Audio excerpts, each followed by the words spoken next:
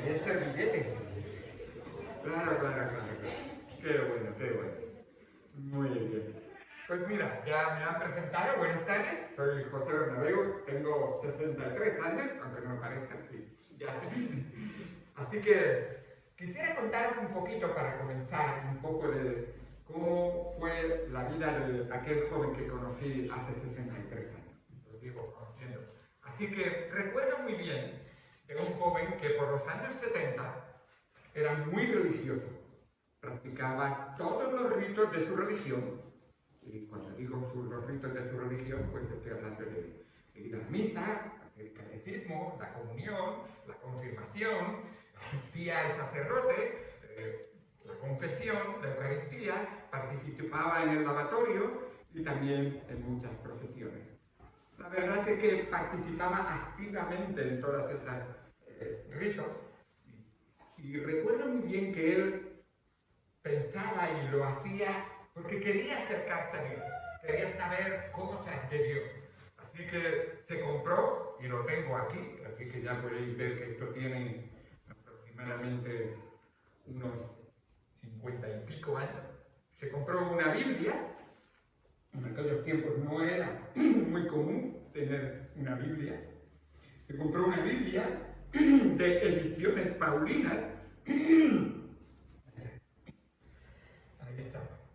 De Ediciones Paulinas, y además se compró los Evangelios también. Y me acuerdo muchos santos Evangelios, de editorial Perpetuo Socorro, y la Biblia de Ediciones Paulinas, y empezó a leerlo. La verdad es que cuando aquel joven empezó a leer, pues las historias sí que fueron algo de lo que se le quedaron, pero no comprendía lo que leía realmente. Así que cuando hacía estas preguntas, le preguntaba al sacerdote, le hacía preguntas sobre lo que leía al sacerdote de su iglesia. Así que en algunas ocasiones respondía algunas cosas, pero muchas veces él no sabía responder. Y en alguna ocasión, recuerdo muy bien que a ese joven le dijo, ve y pregúntale al Santo Padre, haciendo alusión al Papa. Así que me llamaba mucho la atención. Las preguntas eran tales como, ¿por qué de las imágenes? Si en este libro, que se llama Biblia, prohíbe las imágenes. Le preguntaba, ¿por qué del confesionario?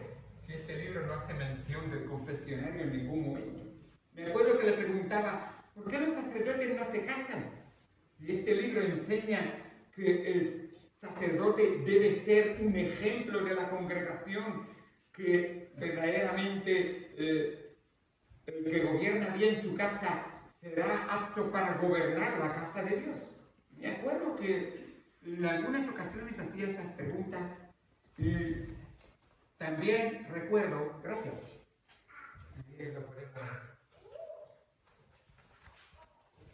también recuerdo que en algunas ocasiones le preguntaba, ¿por qué le llaman a usted padre? Si Jesucristo dijo que no llamáramos a nadie padre, porque uno es vuestro Padre que está en los cielos. Y claro, la encomienda, vaya y pregúntele al Santo Padre, pues está totalmente dentro de la lógica.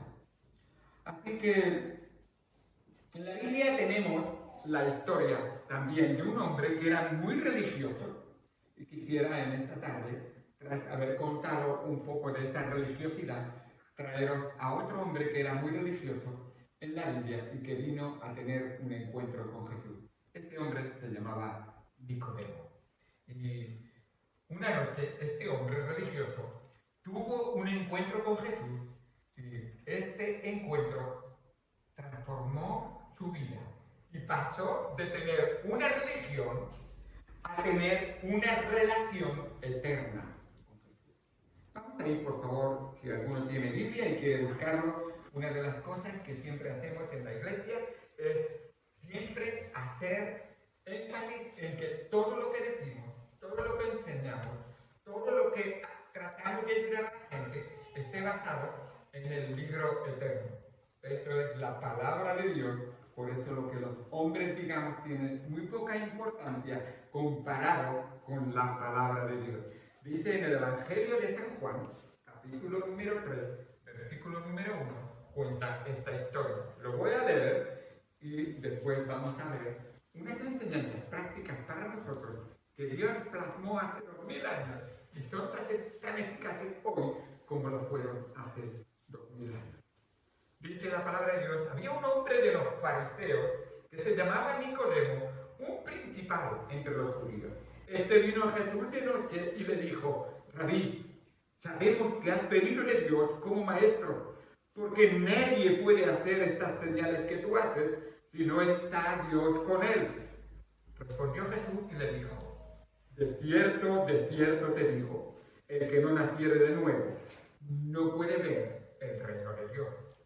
Nicodemo le dijo, ¿cómo puede un hombre nacer siendo viejo? ¿Puede acaso entrar por segunda vez en el vientre de su madre y nacer? Respondió Jesús, de cierto te digo, que el que no naciere de agua y del Espíritu no puede entrar en el reino de Dios. Lo que es nacido de la carne, carne es. Lo que es nacido del Espíritu, Espíritu es. No te maravilles de que te dije, os es necesario nacer de nuevo. El viento sopla de donde quiere y oye su sonido, mas ni sabe de dónde viene ni a dónde va. Así es todo aquel que es nacido del Espíritu. Respondió Nicodemo y le dijo, ¿cómo puede hacerse esto? Respondió Jesús y le dijo, ¿eres tu maestro en Israel y no sabes esto? De cierto te digo que lo que sabemos hablamos y lo que hemos visto testificamos y no recibís nuestro testimonio. Si os he dicho cosas terrenales y no las creéis, ¿cómo creeréis si os dijera las cosas celestiales? Nadie subió al cielo, sino el que descendió del cielo, el Hijo del Hombre, que está en el cielo. Y como Moisés levantó la serpiente en el desierto, así es necesario que el Hijo del Hombre sea levantado, para que todo aquel que en él cree no se pierda, mas tenga vida eterna. Con la lectura de la palabra de Dios, quisiera pedir al Señor en oración que Él guiara los pensamientos que quiero traer en un momento después de orar. Así que por favor, tenemos la costumbre de inclinar nuestros rostros, cerrar nuestros ojos y orar al Señor para que Él bendiga las palabras que son palabras de Dios. Bueno, amado Padre, Dios santo que estás en los cielos, gracias por el privilegio que me das de estar aquí en esta reunión. Gracias porque tu palabra se ha abierto con libertad. Gracias porque nos han permitido estar en este lugar. Y gracias sobre todo por cada persona que está aquí, porque no está por pura casualidad. Pero sobre todo, Señor, y sobre todas las cosas, gracias por ti. Porque sabemos que donde 2 o 3 se reúnen, tú estás en medio de ellos. Tu presencia, Señor. Sin tu presencia nada valemos y nada hacemos en este lugar. Gracias porque tu presencia fue prometida y es garantizada para todos aquellos que quieren honrarte y glorificarte. Ahora pido, Señor, que guíes nuestros pensamientos y que podamos entender y ver a Cristo en la palabra de Dios. En el nombre de Cristo Jesús, te damos gracias por todo. Amén. Bueno, en primer lugar, quiero dar la bienvenida a todos. Gracias a todos los que habéis venido. Hay algunos sileños que viven en Chile. ¿Hay sileños aquí? Muy bien, muy bien. Pues si les digo algo a los de Chile que no entendéis, preguntadme después. ¿Vale? Si les digo algo a los de Chile que no lo entienden, después se los digo. Muy bien. Se los aclaro. En aquel día, la historia que acabamos de ver, en aquel día el Señor Jesús había estado haciendo muchos milagros durante la fiesta de la Pascua. Esto ocurre justo después de la fiesta de la Pascua. Y en ese día celebraban verdaderamente la salida y la liberación del pueblo de Israel en Egipto. Y entonces, cada año, al celebrar la Pascua, daban gracias a Dios porque un cordero había sido sacrificado y su sangre había sido derramada, y en la Pascua daban gracias porque la sangre del cordero les había librado del pecado, de la muerte, de la opresión, de la esclavitud. Gracias a Dios, y daban gracias cada año en la Pascua por esa liberación que Dios les había traído. En esta fiesta, el Señor Jesús había venido a Jerusalén y había estado haciendo muchos milagros y había estado obrando entre ellos. Nos dice la palabra de Dios que durante la fiesta de la Pascua Él había hecho muchos milagros y mucha gente había creído en Él. Dice que de tal manera que muchos creyeron en su nombre. Y qué bonito es ver cuando Dios obra y hace milagros en nuestra vida. Y vemos como la mano de Dios nos ha protegido. Pero ¿sabes una cosa? El Señor Jesús les dice justo en el capítulo 2, al final, que justo antes de esto les dice realmente que Él no se fiaba de estos que habían creído en Él. Y me llamó mucho la atención, porque dice, muchos creyeron en tu nombre, pero esta clase de fe es incompleta. Y por esta razón Jesús dice que no se fiaba de ellos. Porque realmente Jesús sabía que no eran cristianos auténticos. Nos dice, y leo el texto, estando en Jerusalén, en la fiesta de la Pascua, muchos creyeron en tu nombre viendo las señales que hacía. Pero Jesús mismo no se fiaba de ellos, porque conocía a todos y no tenía necesidad de que nadie le diese testimonio del hombre, pues Él sabía lo que había en el hombre. Él sabe realmente cuántas de nosotros y cuántos de los que estaban en ese tiempo solo tenían una religión en la que cumplían con una tradición o con unos ritos, pero en realidad esa religión solamente estaba por fuera, no había llegado a su corazón. No tenían una relación personal con Dios, con Jesucristo en este caso. Y la fe de estas personas religiosas se basaba en los milagros que hacía Jesús. Y se basaba también, realmente a ellos les parecía muy bien lo que Jesús había hecho, porque había traído al templo una limpieza. El texto justo antes nos dice que Jesús había purificado el templo. En esa fiesta de la Pascua, Jesús había entrado en el templo y había visto que en el templo se hacían negocios en los que se traficaba con animales y se cobraba excesos e impuestos a la gente que venía a adorar a Dios. Y eso a Jesús para nada le gustó. Su casa no va a ser cueva de ladrones. Su casa no va a ser lugar donde se trafica con el dinero. Se viene a adorar, a reconocer y a darle gracias a Dios. Así que también, y una de las cosas que el Señor Jesús destaca aquí es que estos que creían, dicen que creían en su nombre. Esta fe no es una fe que sale del corazón, sino que es de una religión. Así que no todo tipo de fe salva. Santiago escribe en su carta y dice que también los demonios creen y tiemblan. Y sabemos que ningún demonio va a ser salvo. Y el Señor Jesucristo habló también de los religiosos que habían en su tiempo, que incluso nombraban el nombre del Señor, pero sus corazones estaban muy lejos del Señor. Así que lo que estoy tratando de decirles, cuidado con tener una religión y no una relación personal con el Señor. Dice el Señor Jesucristo en Mateo capítulo número 7, donde dice, no todo el que me dice Señor, Señor, entrará en el reino de los cielos, sino el que hace la voluntad de mi Padre. Y tú te puedes preguntar, ¿qué es la voluntad del Padre?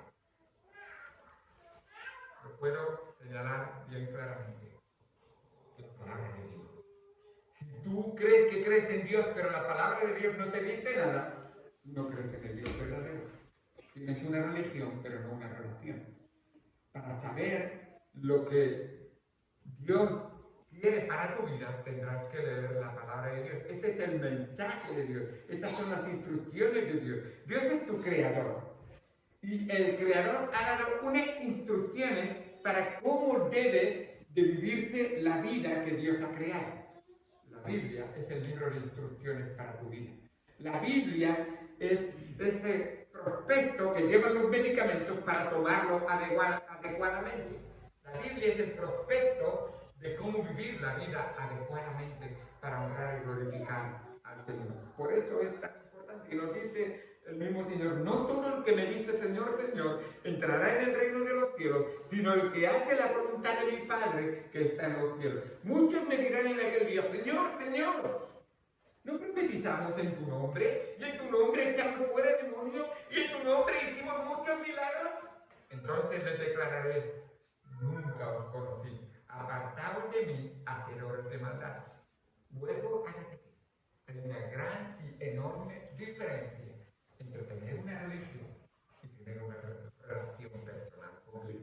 Así que, pero algo muy diferente es la fe de auténticos creyentes, como se destaca en el versículo 22. Nos dice el versículo 22: por tanto, cuando resucitó de entre los muertos el Señor Jesucristo, sus discípulos se acordaron de que había dicho esto y creyeron la Escritura y la palabra que Jesús había dicho. Tú tienes una religión y me dices: nunca he leído la Biblia. Entonces solo tienes una religión, no tienes una relación personal.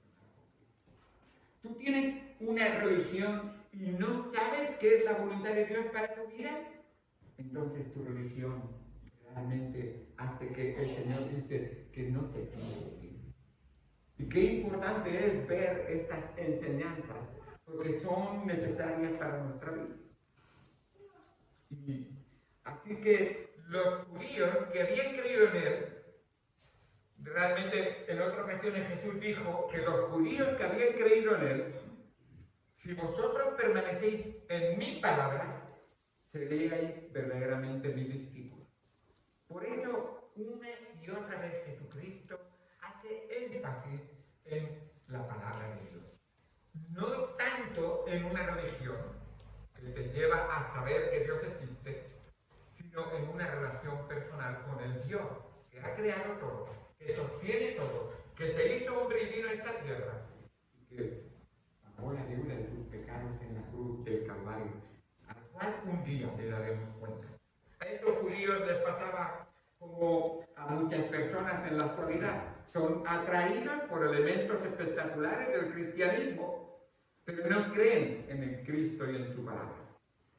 Los milagros, y eso es muy importante, y hoy en día incluso en algunas iglesias se manifiestan como que lo más importante son los milagros.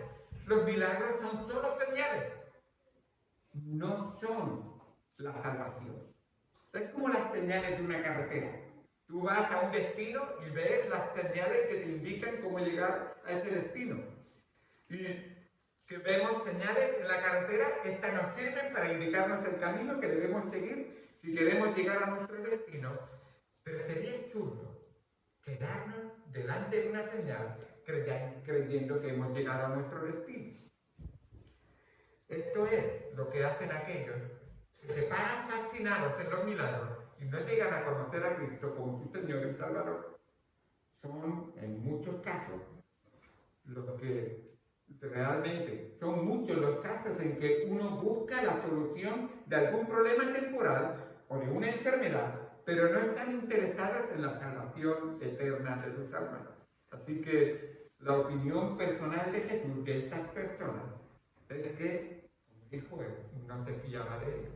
Por eso el apóstol Pablo a la iglesia de Corinto les dice: examinaos a vosotros mismos si estáis en la fe y probaos a vosotros mismos, dice la palabra de Dios. En primer lugar, me gustaría, al venir aquí y ver a Nicodemo, hablaros de la identidad de este hombre. Un hombre religioso.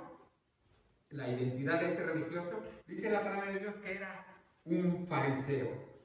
La secta de los fariseos era la más numerosa y respetada dentro del judaísmo en los días de Jesús. Fundamentalmente creían que la salvación debían ganarla por medio de obras, observando rigurosamente la ley. Sin embargo, habían sustituido la palabra de Dios por sus propias tradiciones y se conformaban solo con un comportamiento meramente externo. Así que, aunque la palabra fariseo significa puro o separado, esta pureza verdaderamente en la vida de muchos fariseos era solamente externa. Por lo que en muchas ocasiones el Señor los acusó como que eran hipócritas, tenían un exhibicionismo, mira qué santo y qué puro que soy, y también les acusó de tener una actitud santurrona de superioridad dentro del judaísmo en su día. Este mismo Nicodemo era miembro del Sanedrín. El Sanedrín era la corte suprema de la nación judía. Estaba compuesta por 71 magistrados o 71 personas que eran elegidos y que eran los que gobernaban el pueblo de Israel.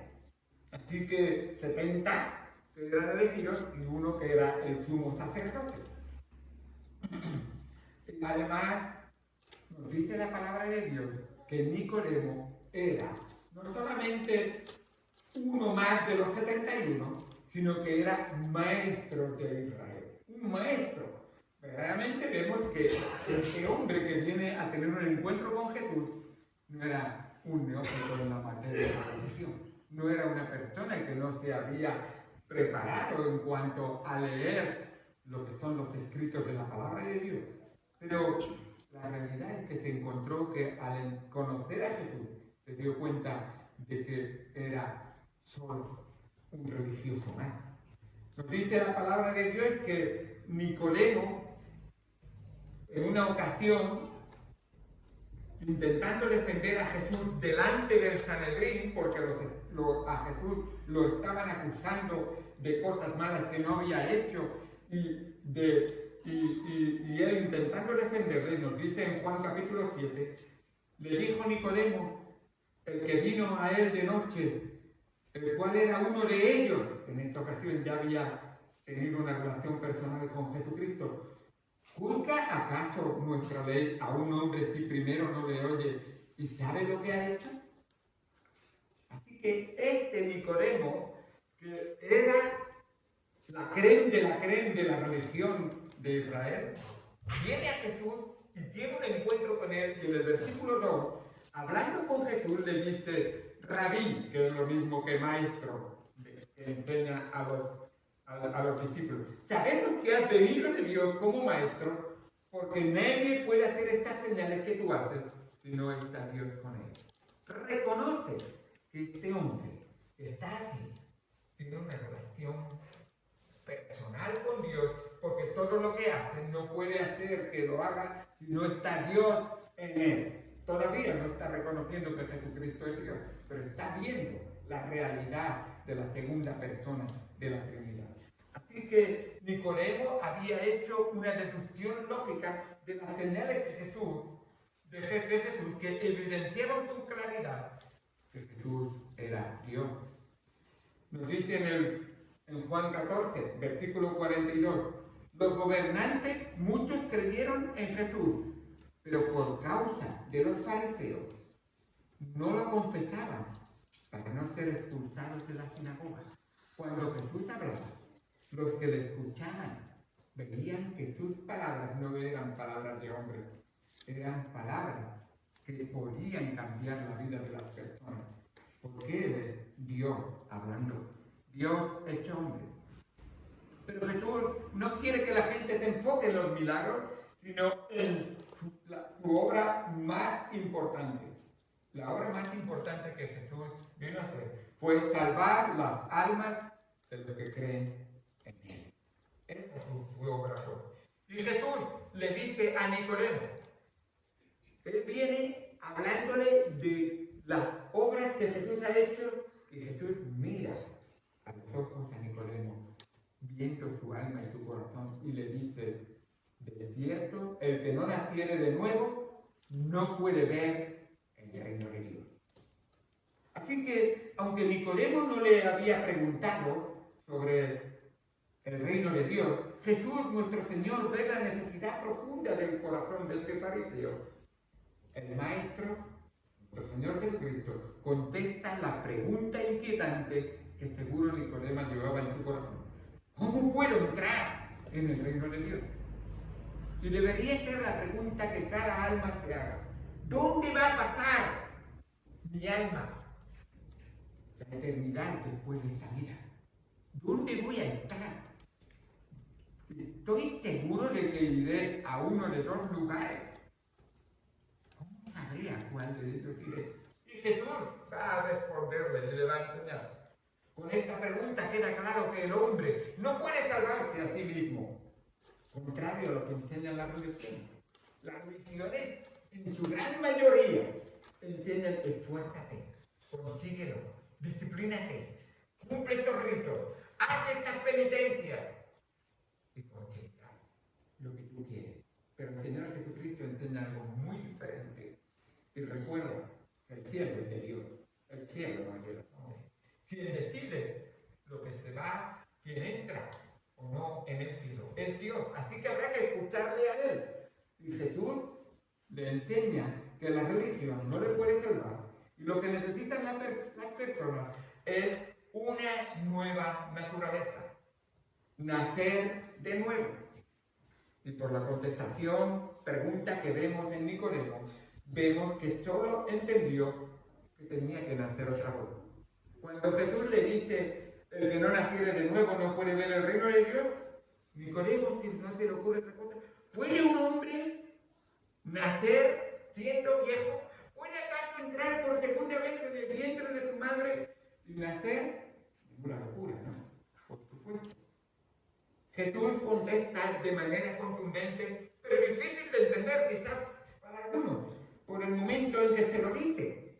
La razón es que todavía Jesucristo no había muerto en la cruz del Calvario, aunque el arrepentimiento es algo que nosotros debemos hacer. Nacer de nuevo o nacer del Espíritu es algo que solo puede hacerlo Cristo en nosotros.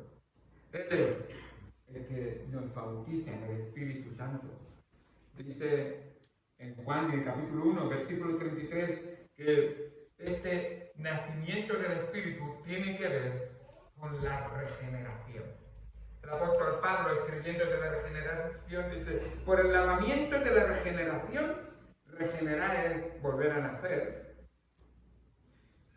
y por la renovación del Espíritu Santo, el cual derramó en nosotros abundantemente por Jesucristo nuestro Salvador. Solo el Espíritu Santo puede operar en el hombre este cambio radical que nos convierte en hijos de Dios. Dice el mismo apóstol Juan en el capítulo número 1, versículo número 12: mas a todos los que le recibieron, a los que creen en su nombre, está hablando de Jesucristo, recibirle y creer en Él, les dio la potestad o la autoridad de ser hechos hijos de Dios. Y nos dice la palabra de Dios, continúa diciendo: los cuales no son engendrados de sangre ni de voluntad de carne, sino de voluntad de varón.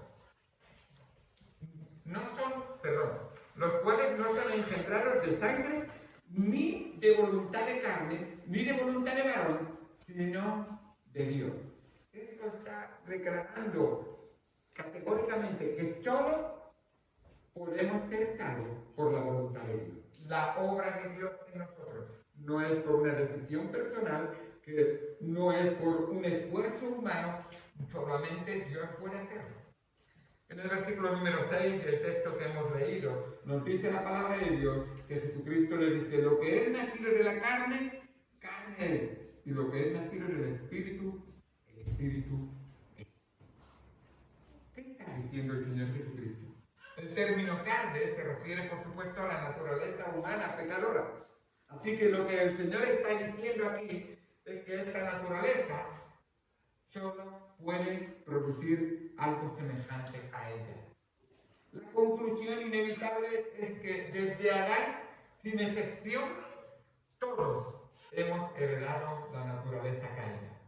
Lo que él está diciendo, o lo que le está diciendo el Señor a Nicodemo, es que volver a nacer, aún con todo el conocimiento presente, no cambia nada. Porque volver a nacer significaría otra vez seguir con la misma naturaleza pecaminosa. Así que por eso, nacer de nuevo y nacer del Espíritu, que son sinónimos, solo es por la regeneración del Espíritu Santo. Así que la persona caída tiene que recibir la vida de Dios y elevarse por encima de las limitaciones de la naturaleza adámica, la carne. Así que por eso lo que es nacido de la carne es, no puedes hacer nada en tu carne, pero el Espíritu sí que puede hacer. El Espíritu Santo, por eso dice Espíritu con mayúsculas, puede hacer en nuestro espíritu una obra maravillosa y transformarnos en una nueva criatura. Así que Jesucristo, viendo la sorpresa del rostro de Nicodemo, le dice: no te maravilles de que te dije o ser necesario nacer de nuevo. Porque Nicodemo está sorprendido. Toda mi vida he vivido pensando: tengo que hacer obras, tengo que hacer esfuerzos, tengo que cumplir ritos, tengo que constantemente someterme a una disciplina para que yo me gane la salvación.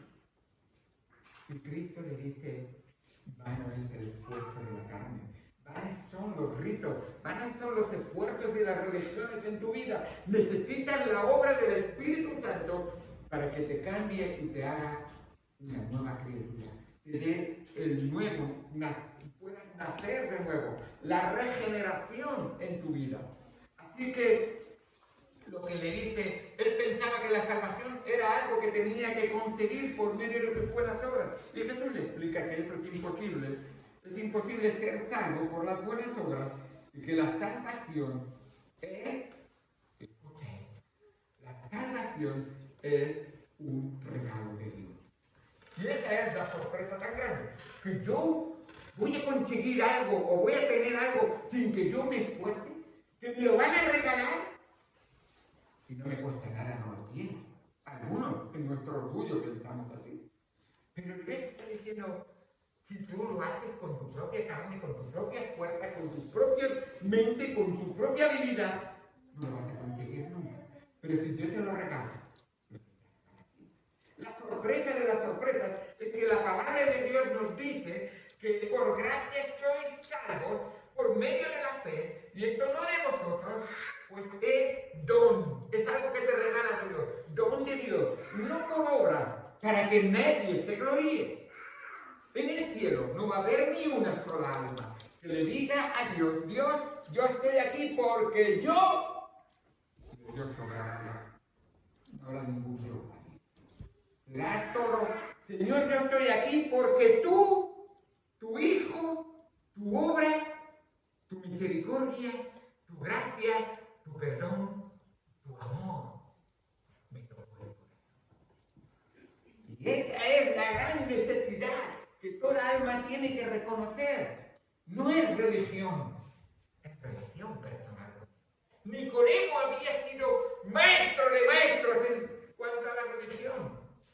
Y Dios obró en su vida de tal manera que a través de Jesucristo pudo ver. Todavía le costaba, y el Señor le dice: ¿no lo entiendes cómo obra el Espíritu Santo? Te voy a poner una ilustración. Y le dice: el viento sopla de donde quiere y oyes tu sonido, mas no sabes de dónde viene ni a dónde va. Y le dice: Señor, escucha, así es todo aquel que es nacido del Espíritu. Vaya, qué enseñanza tan buena. ¿Sabes cómo se dice espíritu en el griego? Acaba de decir: el viento sopla y no sabe de dónde viene. La palabra espíritu en el griego es neuma. ¿Tú sabes una palabra que utilizamos en español que viene de la misma raíz? Neumático. ¿Te suena? Pues neumático es un círculo lleno de aire. Y de ahí viene la palabra. El aire sopla y no sabe ni de dónde viene ni a dónde va. Pero neuma, el Espíritu de Dios, puede obrar en tu corazón si tú de verdad escuchas a Dios hablar.